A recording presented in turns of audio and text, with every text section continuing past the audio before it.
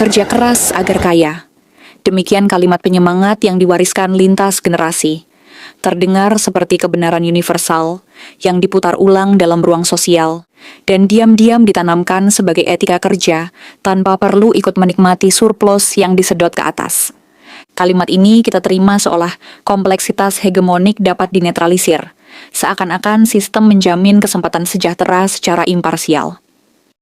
Kita diajak percaya bahwa sistem bekerja bagai mesin meritokrat ala Nordik. Siapa yang kerja keras, otomatis naik kelas, jam kerja singkat, libur panjang musim panas. Namun pertanyaan mendasarnya sederhana. Apakah medan itu benar-benar setara dalam konteks negara berkembang yang hidup dalam brutalitas kapitalisme? Jawaban yang lebih jujur harus diucapkan, bahwa tanpa intervensi struktural yang progresif, asumsi seperti itu lebih dekat pada fantasi ketimbang sadar realitas. Di Indonesia, sekitar 150 juta orang bekerja setiap hari. Dan sekitar 57 juta diantaranya adalah pekerja upahan tanpa kepemilikan alat produksi, tanpa kepastian nilai atas kerja, waktu, dan keringatnya. Sederhananya, kerja keras dalam skala massal tidak otomatis berbanding lurus dengan kesejahteraan optimal.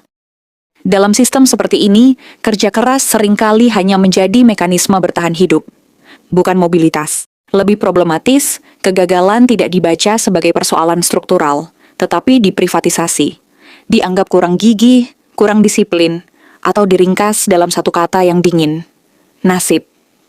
Ironisnya, nasib menjadi kosakata yang efektif untuk mengaburkan ketimpangan, tanpa perlu mempertanyakan struktur yang membentuknya. Seolah-olah distribusi kesejahteraan adalah seleksi metafisik yang transenden, bukan hasil dari relasi ekonomi politik yang konkret. Maka dua bahasa telah menjelma menjadi klaim common sense. Kerja keras sebagai janji, dan nasib sebagai penjelasan atas kemiskinan.